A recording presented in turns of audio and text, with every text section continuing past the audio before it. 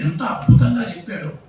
మీరు ఎదుటి వ్యక్తి ఎవరైనా పైకి వస్తారంటే వాడిని ఎంకరేజ్ చేయమని చెప్పింది మన యొక్క సనాతన